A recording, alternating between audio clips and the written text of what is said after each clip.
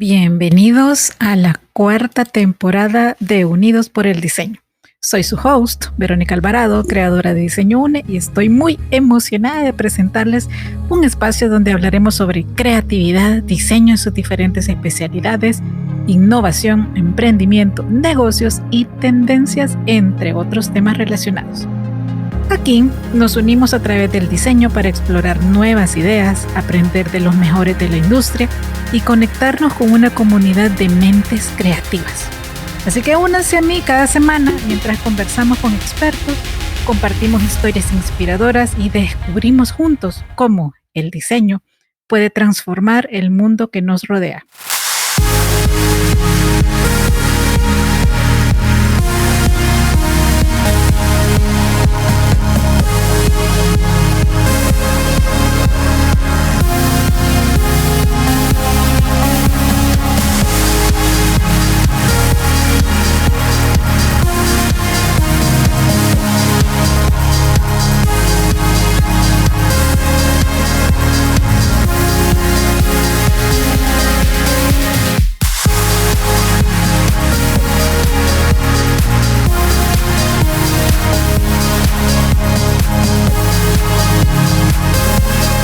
Unidos por el Diseño.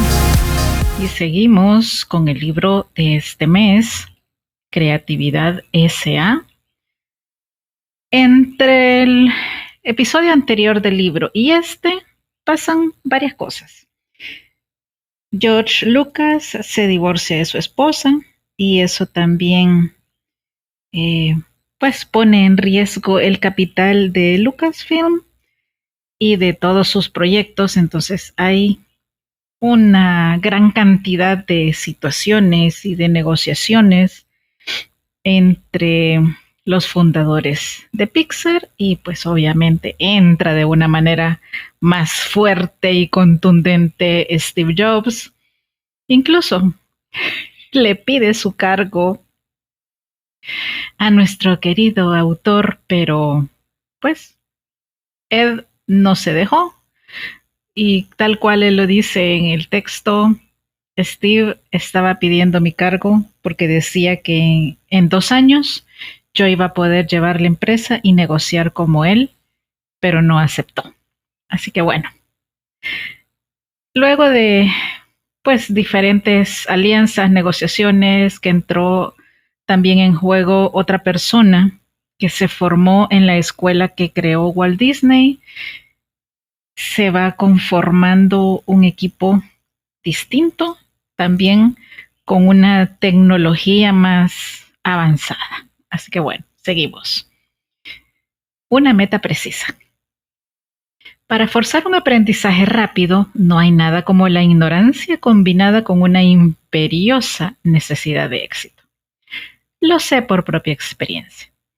En 1986 me convertí en un presidente de una nueva empresa de hardware cuyo negocio principal era vender el Pixar Image Computer.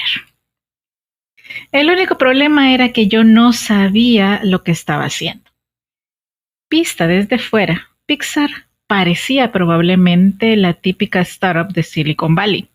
Por dentro, sin embargo, no lo éramos en absoluto. Steve Jobs nunca había fabricado o comercializado antes una máquina de alta gama, de manera que no tenía ni la experiencia ni la intuición necesarias para hacerlo.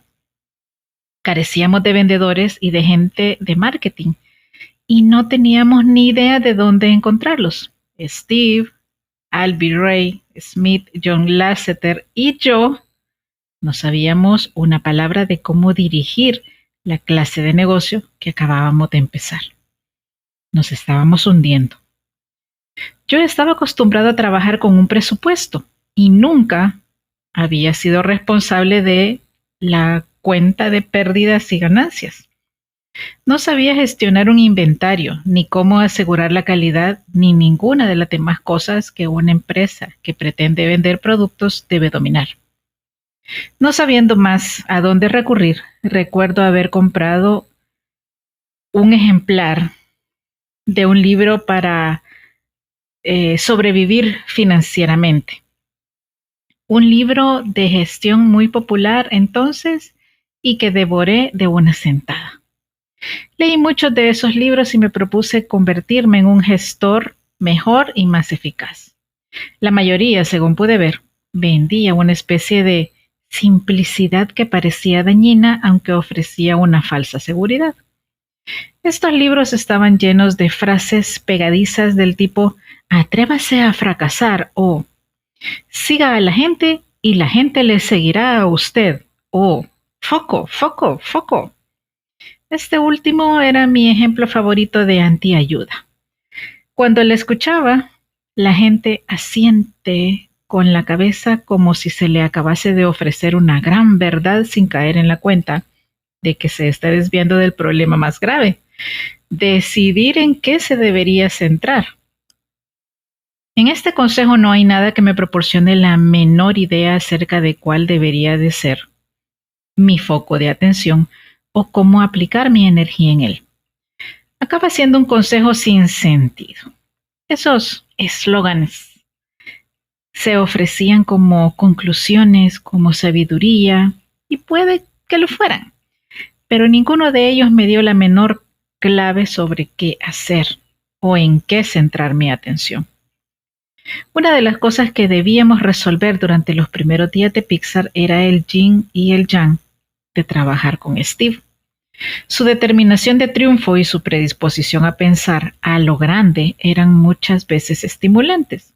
Por ejemplo, insistió en que Albi y yo abriéramos puntos de venta de Pixar Image Computer por todo el país. Una apuesta audaz que a nosotros nunca se nos hubiese ocurrido nada más empezar. Albi y yo pensábamos que sí, que estábamos vendiendo un producto sexy, pero ello implicaba que había un límite natural en la magnitud de su mercado. Sin embargo, por venir del mundo de los ordenadores de consumo, Steve nos obligó a pensar más allá.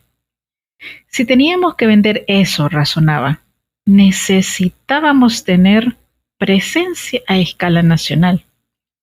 Al principio, Albi y yo no estábamos seguros de cómo hacerlo, pero apreciábamos la visión de Steve. Sin embargo, esa visión entrañaba algo más, un inusual estilo de relacionarte con las personas. Muchas veces Steve se mostraba impaciente y brusco. Cuando asistía a reuniones con clientes potenciales, no dudaba en echarlos si intuía mediocridad o falta de preparación, una táctica escasamente constructiva cuando tratas de hacer un negocio o establecer una base de clientes fieles. Era joven y determinado, y todavía inconsciente del impacto que causaba en los demás. Durante los primeros años que pasamos juntos, no fichaba gente normal, es decir, a personas que no dirigieran empresas o que careciesen de confianza personal. Su sistema para tomar la medida de una reunión era decir algo definitivo y ofensivo. Estos gráficos son una M puntos suspensivos o este acuerdo es una porquería. Y observar la reacción de la gente. Si tenías el valor de replicarle, muchas veces lo respetaba, y su forma de averiguar qué pensabas y si tendrías arrestos para mantenerlo era mirarte burlonamente y registrar después tu respuesta. Verle actuar me recordaba un principio de la ingeniería: lanzar un sonido agudo como hace el delfín al usar la ecolocalización para determinar la posición de un banco de peces. Puede darte a conocer aspectos cruciales del entorno. Steve usaba la interacción agresiva como una especie de sonar biológico. Era su forma de tomarle la medida al mundo. Mi primer cometido empresarial como presidente de Pixar fue encontrar y contratar gente válida, un núcleo de empleados que nos ayudara a solventar nuestras deficiencias. Si nuestro negocio iba a ser la venta de hardware, Debíamos crear unos departamentos de fabricación, venta, servicio y marketing adecuados. Recurrí a amigos que habían puesto en marcha sus empresas en Silicon Valley y les pedí toda clase de información, desde los márgenes de beneficios y precios hasta las comisiones y la relación con los clientes.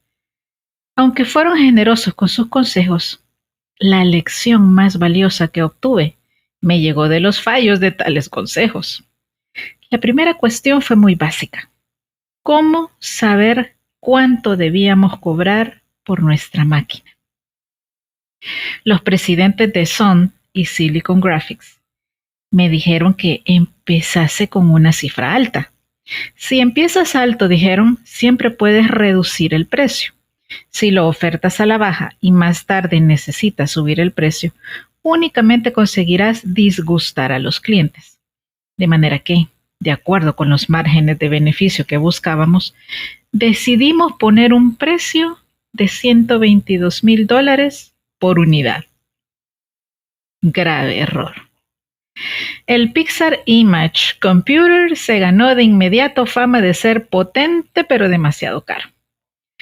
Cuando más tarde bajamos el precio, descubrimos que lo que todo el mundo recordaba era nuestra fama de caros. Pese a nuestros intentos de corregirlo, se mantuvo la primera impresión. El consejo sobre precios que me dieron gente inteligente y experimentada y bien intencionada no era únicamente erróneo, sino que nos impidió plantear las cuestiones adecuadas. En lugar de hablar acerca de si era más fácil bajar los precios que subirlos, debíamos habernos dedicado a solventar asuntos más importantes como la manera de satisfacer las expectativas de nuestros clientes o cómo seguir invirtiendo en desarrollar software para que los clientes que compraron nuestro producto pudieran darle un uso mejor. En retrospectiva, cuando reclamé el consejo de esas personas más experimentadas, solo buscaba respuestas sencillas a cuestiones complejas. Haz esto, no aquello. Pero no estaba seguro de mí mismo y me sentía estresado por las exigencias de mi nuevo puesto.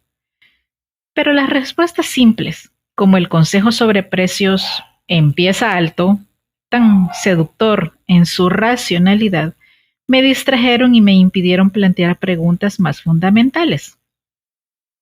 En aquel momento éramos una empresa que fabricaba ordenadores, por lo que debíamos aprender a toda velocidad qué implicaba eso.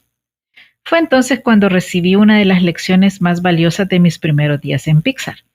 Y dicha lección vino de una fuente inesperada: la historia de la manufactura en Japón. Nadie piensa en una cadena de montaje como un lugar donde se genere creatividad. Hasta el momento, yo había asociado la fabricación más con la eficiencia que con la inspiración.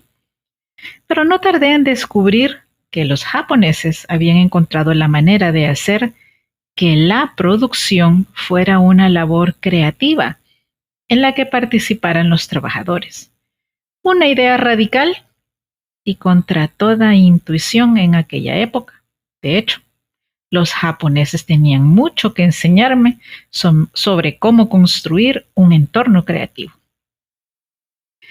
Después de la Segunda Guerra Mundial y mientras Estados Unidos entraba en un prolongado periodo de prosperidad, Japón luchaba duramente por reconstruir su infraestructura. Su economía había sido doblegada, su base manufacturera estaba crónicamente bajo mínimos y paralizada por su fama de ínfima calidad. Recuerdo que de niño, en los años 50, los productos japoneses se consideraban inferiores, incluso una porquería. Hoy no hay un término comparativo que en una etiqueta ponga Made in México o Made in China. No extraña una connotación negativa similar a la de Made in Japan. Entonces, por el contrario, en aquellos años, Estados Unidos era una potencia manufacturera y la industria del automóvil estaba a la cabeza. La Ford Motor Company había sido pionera en la cadena de montaje.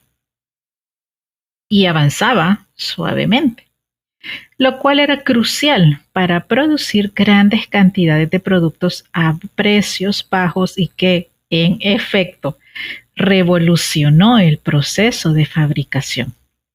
No mucho después, todos los fabricantes de automóviles de Estados Unidos habían adoptado la práctica de llevar el producto de un trabajador a otro mediante algún tipo de cinta de transporte hasta que se completaba el ensamblaje. El tiempo ahorrado se traducía en beneficios enormes y muchas otras industrias, desde la de los electrodomésticos hasta las de mobiliario o electrónica, siguieron la estela de Ford. El mantra de la producción en masa era: mantén en marcha la cadena de montaje, pase lo que pase, porque es así como mantienes alta la eficiencia y bajos los costos. El tiempo perdido significaba dinero perdido. Si un producto determinado de la cadena era defectuoso, lo retirabas inmediatamente, pero manteniendo siempre la cadena en marcha.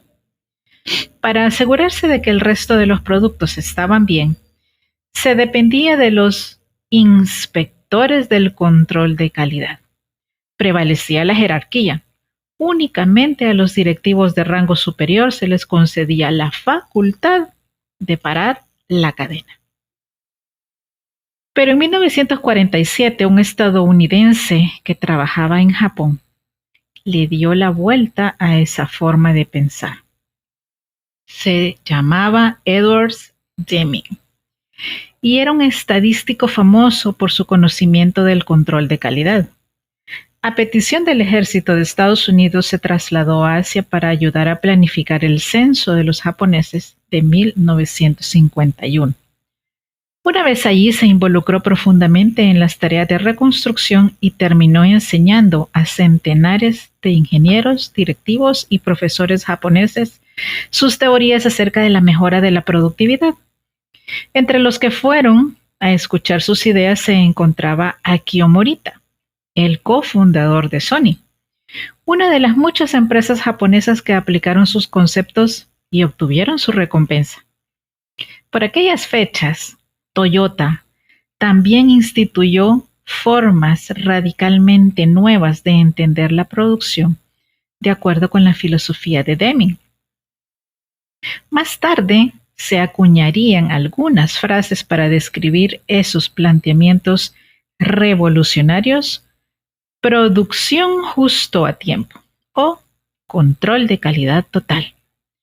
Pero su esencia era esta: la responsabilidad de encontrar y solucionar problemas debe ser asignada a cada empleado, desde el más alto directivo hasta la última persona de la cadena de producción. Deming creía que si alguien de cualquier nivel detectaba un problema en el proceso de fabricación, debía ser animada, y eso se esperaba de ella, a detener la cadena de montaje. Las empresas japonesas que adoptaron las ideas de Deming dieron facilidades a los trabajadores para que lo hicieran. Instalaron una cuerda de la que cualquiera podía tirar para detener la producción. No mucho más tarde, las empresas japonesas disfrutaban de unos niveles de calidad, productividad y cuota de mercado nunca vistos. El planteamiento de Deming y además el de Toyota otorgaba la responsabilidad de la calidad del producto a la gente más implicada en su producción. En lugar de limitarse a repetir una acción, los trabajadores podían sugerir cambios, llamar la atención sobre los problemas y algo que me resulta particularmente importante: sentir el orgullo que se experimenta cuando se arregla una cosa que está rota. El resultado fue una mejora continua, la eliminación de fallos y el aumento de la calidad. En otras palabras, la cadena de montaje japonesa se convirtió en un lugar donde la implicación de los trabajadores reforzó el producto final, y eso acabaría transformando la fabricación en el mundo entero. Mientras luchábamos por levantar Pixar, la obra de Deming era como un faro que iluminaba mi camino. Me fascinaba el hecho de que tantos líderes empresariales norteamericanos hubiesen sido incapaces incluso de concebir la sabiduría de esa forma de pensar. No era que rechazasen las ideas de Deming, sino que estaban totalmente cerrados a ellas. Su confianza en su sistema ya existente les había hecho incapaces de ver. Al fin y al cabo, habían estado en lo más alto durante un tiempo. ¿Qué necesidad tenían de cambiar sus ideas? Iban a pasar décadas antes de que las ideas de Deming arraigasen aquí. De hecho, hasta los años 80, algunas empresas de Silicon Valley, tales como Hewlett Packard y Apple, no empezaron a incorporarlas. Pero la obra de Deming iba a causarme una profunda impresión y a ayudarme a modelar mi manera de emprender la tarea de sacar adelante a Pixar. Aunque Toyota era una organización jerárquica por descontado, se guiaba por un principio democrático. Usted no debe pedir permiso para asumir una responsabilidad. Hace unos años, cuando Toyota sufrió un bajón, al principio por no reconocer problemas serios en sus sistemas de frenado, lo cual desembocó en un extraño bochorno público, recuerdo haber quedado extrañada. ¿Por qué una empresa tan inteligente como Toyota pudiera actuar de una forma tan contraria a sus más profundos valores culturales? Cualquiera que sean las fuerzas que impulsan a la gente a hacer cosas estúpidas, son poderosas, muchas veces invisibles, y acechan incluso en los mejores entornos. A finales de los años 80, cuando estábamos creando Pixar, Steve Jobs estaba invirtiendo la mayor parte de su tiempo tratando de afirmar Next, la empresa de ordenadores personales que había creado tras ser obligado a abandonar Apple. Pasaba por las oficinas de Pixar solo una vez al año. De hecho, venía tan poco que cada vez debíamos darle instrucciones para que no se perdiera. Pero yo era un visitante asiduo de Next. Cada pocas semanas me encaminaba a las oficinas de Steve en Redwood City para informarle de nuestros progresos. Francamente, no disfrutaba de esas reuniones porque muy a menudo eran frustrantes. Mientras buscábamos la manera de hacer que Pixar fuera rentable, a menudo necesitábamos el dinero de Steve para mantenernos a flote. Muchas veces trataba de poner condiciones a cambio del dinero, cosa comprensible, pero también complicada, porque las condiciones que imponía, ya fueran relativas al marketing o la fabricación de nuevos productos, no siempre respondían a nuestras realidades. Lo que recuerdo de ese periodo es la búsqueda continua de un modelo de negocio que nos sacase de los números rojos. Siempre había una razón para pensar que la próxima cosa que intentáramos sería la que finalmente funcionaría. En el primer año de la existencia de Pixar, tuvimos algunos triunfos. Luxo Jr., el corto dirigido por John y protagonizado por la lámpara que actualmente es el logo de Pixar, fue nominado al Oscar en 1987. Y al año siguiente, Pintoy, un corto sobre un hombre orquesta de juguete que funciona a cuerda y el bambeante bebé humano que lo atormenta. Logró el primer Oscar para Pixar. Pero sobre todo éramos una hemorragia de dinero. Por razones obvias, ello incrementó las tensiones con Steve. No veíamos que él comprendiese lo que necesitábamos y él no veía que nosotros entendiésemos cómo se lleva un negocio. Ambos teníamos razón. En el momento más bajo de Pixar, mientras dábamos bandazos y éramos incapaces de obtener beneficios, Steve había inyectado 54 millones de su propio bolsillo, una cantidad considerable de su patrimonio y mucho más dinero del que cualquier firma de capital de riesgo hubiese pensado invertir, dado el lastimoso estado de nuestro balance general. ¿Por qué estábamos tan profundamente sumidos en los números rojos? Porque nuestra racha de ventas inicial se extinguió casi instantáneamente. En conjunto, únicamente se vendieron 300 Pixar Image Computers y no éramos lo bastante grandes como para diseñar rápidamente nuevos productos. Habíamos crecido hasta sumar 70 personas y los gastos generales amenazaban con consumirnos. Según aumentaban las pérdidas, quedó claro que únicamente teníamos un camino por delante. Debíamos dejar de comerciar con hardware.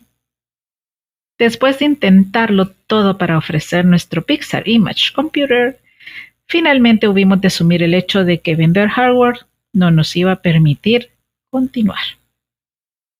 Como un explorador aupado en el borde de un iceberg que se hunde, necesitábamos saltar a un suelo más estable. Obviamente no teníamos manera de saber si el lugar donde aterrizaríamos aguantaría nuestro peso. Lo único que facilitaba el salto era que habíamos decidido ir hasta el final en lo que ansiábamos hacer desde el principio. Animación por ordenador. Ahí era donde residía nuestra verdadera pasión y la única opción que nos quedaba era ir por ello con todas nuestras fuerzas. A principios de los años 90, más o menos, cuando nos trasladábamos a una nave de hormigón de un barrio de almacenes en Point Richmond, al norte de Berkeley, empezamos a concentrar nuestras energías en el aspecto creativo.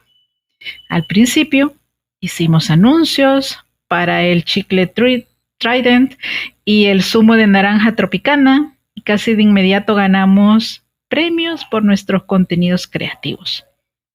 Mientras seguíamos afinando nuestras habilidades técnicas y narrativas, el problema era que continuábamos ganando menos dinero del que gastábamos. En 1991 despedimos a más de un tercio de nuestros empleados. Entre 1987 y 1991, un hastiado Steve Jobs trató por 3 veces de vender Pixar. Sin embargo, y pese a sus frustraciones, nunca logró distanciarse del todo de nosotros. Cuando Microsoft le ofreció $90 millones por la empresa, se echó atrás. Steve quería 120 millones y le pareció que la oferta, aunque no era exactamente insultante, demostraba que no estaban a nuestra altura. Lo mismo ocurrió con Alias, la empresa de diseño de software para la industria y la automoción con Silicon Graphics. Con cada pretendiente, Steve pedía de entrada un precio alto y era incapaz de dar su brazo a torcer. Llegué a creer que lo que realmente buscaba no era una estrategia de salida, sino una validación externa. Su razonamiento era esto: si Microsoft estaba dispuesto a pagar 90 millones, entonces debíamos aguantar. Resultaba difícil y enervante observar ese baile.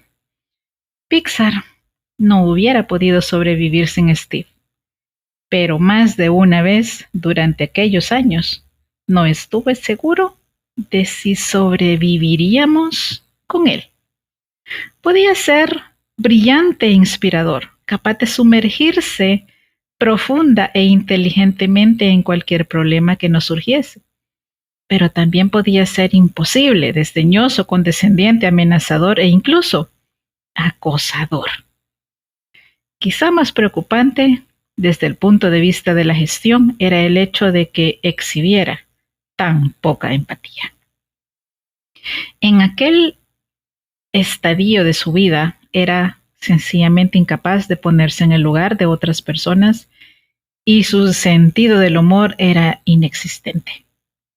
En Pixar siempre hemos tenido una notable colección de bromistas y una firme opción por la diversión, pero cualquier broma que probásemos con Steve fracasaba penosamente. Siendo famoso por hablar largo y tendido en las reuniones y excluir a los demás, una vez nos dio instrucciones a un grupo que íbamos a celebrar una reunión con unos directivos de Disney para que escuchásemos sin hablar.